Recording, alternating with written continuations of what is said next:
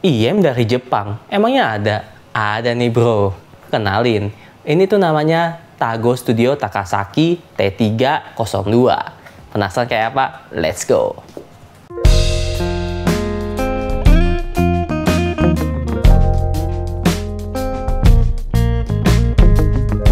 Oke guys, jadi ini tuh adalah IM dari Jepang, dimana itu namanya adalah Tago Studio Takasaki. Ya, gue tahu ada IM Sony pun juga dari Jepang. Tapi ini tuh IM dari Jepang yang menurut gue unik.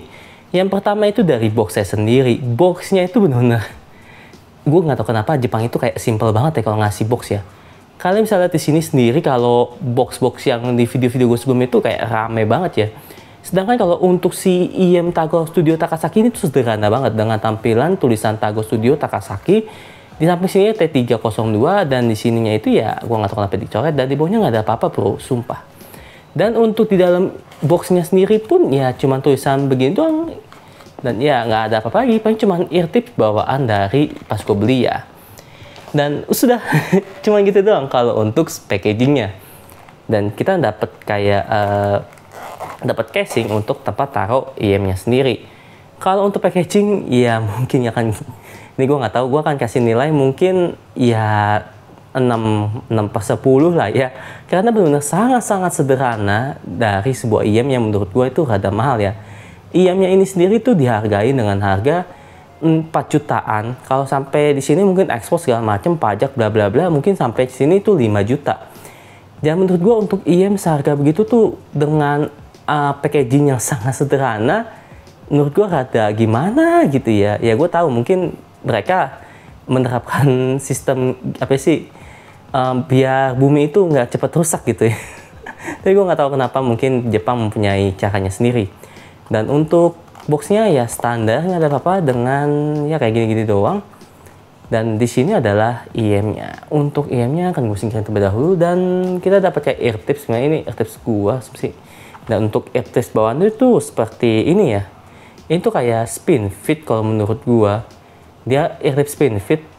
Ya sebenarnya sih dapetnya cuman S sama L ya. Gua nggak tahu kenapa yang M-nya nggak ada kok pas gua beli. Dan untuk IM-nya sendiri ini dia. Oke. Akan gue benerin terlebih dahulu. Dan ini adalah IM-nya. Wah, ini beda nih. Ini beda hal. Untuk IM-nya sendiri benar-benar cakep banget kalau menurut gua, dengan aksen tuh sini kayu string gua maple ya. Kalau salah mohon dikoreksi. Dan di sini tulisan namanya Tago Studio. Dan untuk bagian kanannya itu nggak ada tulisan apa-apa sih. Dan untuk IM-nya sendiri di sini dia memakai sistem MMCX bukan dual pin.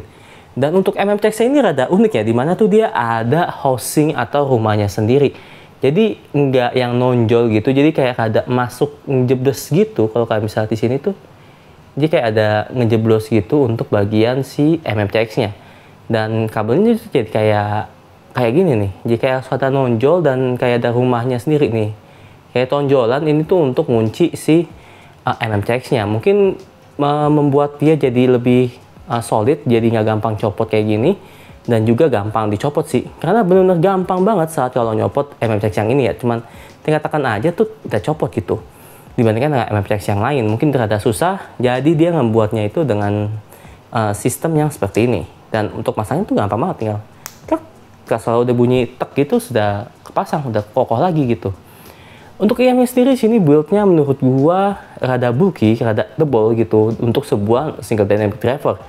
Jadi untuk si Tago Studio ini tuh dia menggunakan single dynamic driver 10 mm. Dan ya dia hanya single dynamic driver loh, tidak pakai BA atau EST atau abal-abal lainnya. Dia pakai si dynamic driver doang. Dan di sini kalau kayak misalnya di sini tuh dia atasnya kayu tapi bawahnya itu metal kayak gini nih tuh. Di sini itu metal, di sini juga metal sih. Jadi hanya atasnya aja yang kayu kalau gue lihat ya di sini ya. Dan untuk filternya sendiri menurut gue di sini solid banget sih, nggak abal-abal kayak IM-IM Cina yang lainnya. Ini yang menurut gue jadi salah satu poin yang gue suka kalau dari IM-IM dari Jepang ya. Jadi dia kayak bentuknya itu benar-benar udah difokuskan atau di reset lebih panjang dulu. Jadi kayak benar-benar solid dan juga membuat penggunanya itu nyaman gitu menurut gue. Dan ya untuk masang eartipsnya juga nggak terlalu ribet kalau menurut gua untuk si Tago Takasaki ini ya, dibanding dengan IM yang pernah gua review. Dan untuk kabelnya sendiri di sini yang gue dapat yang 3,5 mm, dia nggak ada mic dan hanya kabel standar. Gue nggak tahu ini Cooper atau apa atau kabel standar, dan dia memakai jack yang bentuknya L kayak gini nih. Jadi 3,5 doang, standar gitu doang. Sudah. Ya, seperti ini doang bro untuk si Tago Takasaki-nya. Dan untuk IM-nya sendiri, build quality-nya akan gue kasih nilai mungkin karena ini benar-benar solid dan juga benar-benar solid ya yoi. Kayak benar-benar tuh mantep banget, tapi untuk bagian sini itu kayak nanggung banget. Kenapa cuman atasnya doang yang maple gitu loh. Dan untuk build-nya sendiri mungkin akan gue kasih nilai 7/10. Dan untuk fittingnya sendiri, karena kalau pas saat gue pakai dia tuh rada bulky ya, mungkin kuping gue agak kecil, akan gue kasih lihat nanti di video gue. Di sini seperti yang kalian bisa lihat di video yang kalian lihat tuh saat gue pakai, dia tuh rada tebel ya, jadi harus dimasukin itu rada agak nusuk gitu, jadi kayak diputar pas dimasukin harus diputar seperti ini kayak gini nih, set digituin, jadi biar dia itu ngepas gitu, seperti itu. Dan untuk fittingnya sendiri akan gue kasih nilai mungkin ya 7/10 karena mungkin ada beberapa orang yang nggak nyaman untuk kuping dengan ukuran yang kecil, dan tapi untuk ukuran yang kuping sedang kayak gue mungkin cukup nyaman. Tinggal disesuaikan aja eartips yang kalian gunakan, apakah SM atau L atau MS atau yang lainnya. Lanjut ke sektor utamanya. Ya, ini adalah sektor utamanya, yaitu adalah sound quality, dimana sound quality-nya itu untuk bagian yang gue bahas pertama kali adalah suara, dimana suaranya itu benar, kalau menurut gue pribadi adalah netral ya, jadi netral with high boost mungkin sedikit, dimana suaranya ini high-nya sendiri itu menurut gue cakep, dia dapat mempresentasikan high dengan cukup baik walaupun single dynamic driver ya, tapi kayak high-nya itu kayak high-nya BA. Jadi kayak cakep banget untuk high-nya si dynamic driver, dimana high-nya ada ekornya panjang dan juga rada lepas, dan juga dia lebih ke arah yang mungkin agak netral. High-nya gue suka banget. Untuk dentingan piano, untuk simbal, semua segala macam aman coy. Dan untuk bagian mid-nya ini yang menurut gue agak suka dan agak nggak suka. Dimana tuh untuk bagian mid-nya, kalau bagian beberapa lagu mungkin dia agak sedikit mungkin beberapa orang ya mungkin agak sedikit kalau cewek agak sedikit nyerang, dan untuk bagian yang kalau cowok itu kayak sedikit agak mungkin ke tajam gimana ya, suara cowok tapi rada-rada tipis gitu kalau menurut gua ya, tergantung orang ya, mungkin eartips gua yang salah gua pakai.